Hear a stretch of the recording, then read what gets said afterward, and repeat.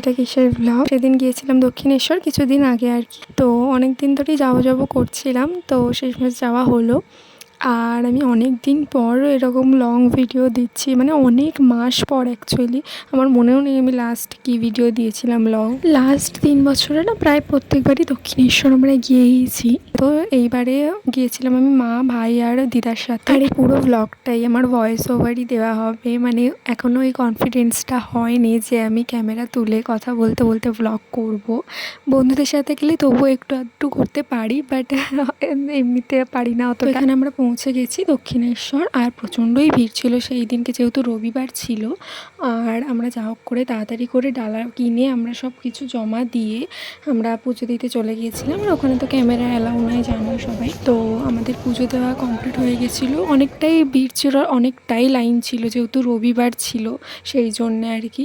তো এখানে আমাদের পুজো দেওয়া কমপ্লিট হয়ে গেছে, আর এখানে একটু খাবার জন্যে মানে বসেছিলাম আর কি। যেহেতু মায়ের সাথে গেছি তো সেই জন্য ঘর থেকে তো খাবার নিয়ে যাবেই, তো ওটাই খেয়েছিলাম।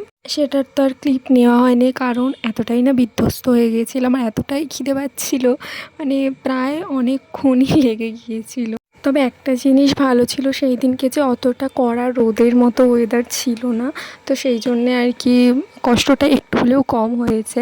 তো এইখানে আমরা ওই ভেতরে যে মার্কেট মতোটা একটা আছে না দোকানে, তো ওই দিকটাতে গিয়েছিলাম। তারপর খাবার দোকানগুলোর কাছে এসেছিলাম, আমি সেরকম কিছু খাইনি, ভাইটাইরা খেয়েছিল। তো এখান থেকে তারপরে না মানে হ্যান্ডমেড যে বালাগুলো হয় না ওইগুলো কিনেছিলাম এই শপটা থেকে। তো আমার হাতের তো কোনো দিন পাওয়াই যায় না, বাট একটু বড় হলেও পছন্দ হয়েছিল বলে নিয়ে নিয়েছি। তো তারপরে ওখান থেকে বেরিয়ে এসেছিলাম, এবার একটু গঙ্গার দিকে যাব আর কি, কারণ এরপর বেলুড় মঠও যেতে হবে, তো লেট হয়ে যাচ্ছিলো সেই জন্যে আর কি। তো এই যে এই চুড়ি বা বালা চাই বলো না কেন, এটা কিনেছি। তারপরে গঙ্গার দিকে চলে যাচ্ছিলাম।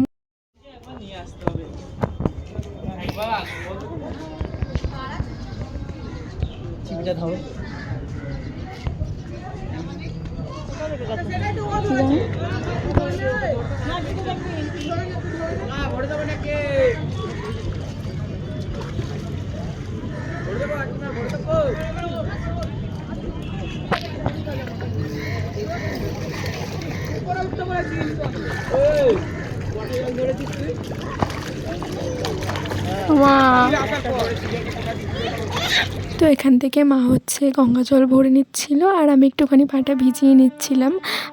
সিঁড়ির মানে নিচে আর নামিনি, আমার তো জলে ভয়ই লাগে, তো সেই জন্য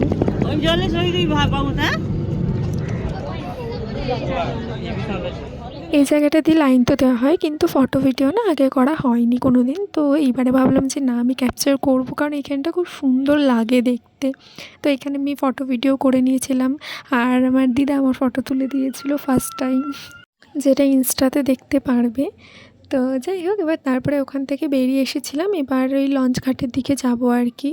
তো এইখানটায় মা, ভাই ছিল, তো এইখানটায় এসে তারপরে সবাই মিলে বেরিয়ে পড়েছিলাম। আর এই জায়গাটায় না ভাইয়ের ওঠার ইচ্ছা ছিল, কিন্তু আসার সময় যেহেতু অনেকটা আগে নামিয়েছিল, তো সেই জন্য ওঠা হয়নি।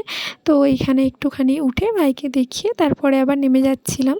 তো এইদিকে লঞ্চ ঘাটের দিকে চলে যাচ্ছি। আর এইখানে ওই ছোটোবেলায় সেই মটকা আইসক্রিমগুলো হতো না, জানি না তোমাদের কি বলে ওখানে, তো আমার তো মটকা বলতাম। তো ওটা খেয়ে নিয়েছিলাম অনেক দিন পর, অনেক বছর পর আমি বলবো। তো তারপরে টিকিট কেটে, আর ওইখানে না খুব সুন্দর একটা কালীমার রাধাকৃষ্ণের মন্দির ছিল, যেটা আগে খুব একটা নোটিস করিনি, তো এইবারে ওটাও বেশ ভালোভাবে দেখলাম। তো তারপরে লঞ্চে উঠে গিয়েছি। আর লঞ্চটায় আমার বরাবরই একটু যেহেতু জলে ভয় আছে, প্রথম ভয় লাগে, তারপরে ওঠার পর আস্তে আস্তে ঠিক হয়ে যায়। তো এইখানে প্রায় পৌঁছেই গিয়েছি।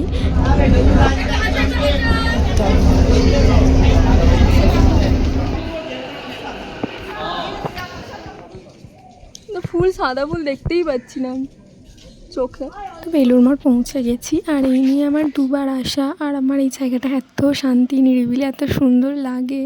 তবে রবিবার তো ওই জন্য একটু আধটু ভিড়ই ছিল, আগেরবার যখন গেছিলাম এতটা ভিড় ছিল না।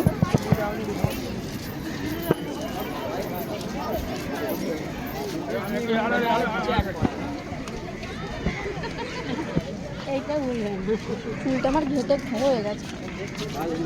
তো আমরা এবার বেরিয়ে যাচ্ছি, আর এবারে মানে ওই মিউজিয়ামটা যেটা আছে ওটাতে আর ঢোকা হয়নি, বাট ওটা আমার তো খুবই ভালো লাগে।